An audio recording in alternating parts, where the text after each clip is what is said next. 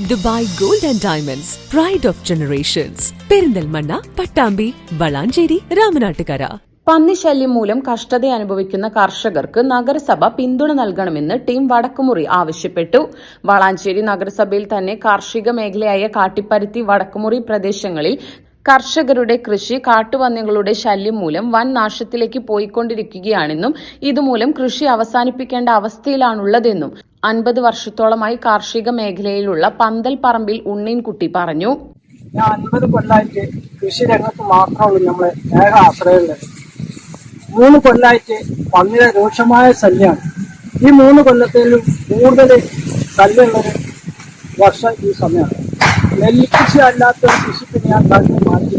ഇത് നെൽകൃഷിയിൽ മാത്രമല്ല, കഴിഞ്ഞ് തെങ്ങ് വായ എല്ലാ കൃഷി പന്നി നശിപ്പിച്ചുകൊണ്ടിരിക്കണം. എല്ലാവരും രാത്രി 7 മണിയായാൽ പന്നിയും കുട്ടികളും കുടുംബം ഒന്നായിട്ട് ഇറങ്ങിയിട്ട് ഇവിടെ ആട്ടുമ്പോൾ അവിടുന്ന് ഇങ്ങോട്ട് വരും, ഇവിടുന്ന് ആട്ടുമ്പോൾ അങ്ങോട്ട് പോകും.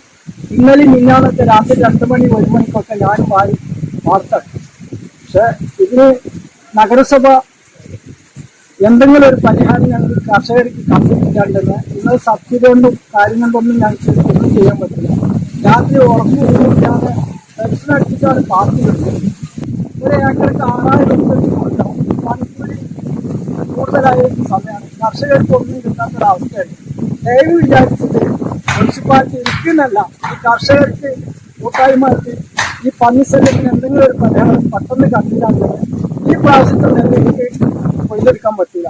നഗരസഭ അടിയന്തരമായി ഈ വിഷയങ്ങളിൽ ഇടപെടണമെന്നും അല്ലാത്തപക്ഷം നഗരസഭയിലെ തന്നെ കാർഷിക മേഖലയ്ക്ക് ഏറ്റവും വലിയ പ്രതിസന്ധിയായിരിക്കും നേരിടേണ്ടി വരിക എന്നും സ്ഥലം സന്ദർശിച്ച ശേഷം ടീം വടക്കുമുറി അംഗങ്ങൾ പറഞ്ഞു.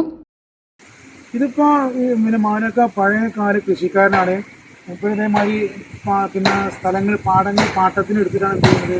കൃഷി ഇപ്പോൾ ഇവിടെ സംഭവിക്കാൻ പോകുന്നത് ഇതേപോലത്തെ ആളുകൾ നിർത്തിക്കഴിഞ്ഞാൽ നമ്മൾ കാലങ്ങളായിട്ട് കൃഷി ചെയ്ത് നമുക്ക് നെല്ലായാലും നമുക്ക് നെല്ലാണ് കൃഷി എടുക്കും.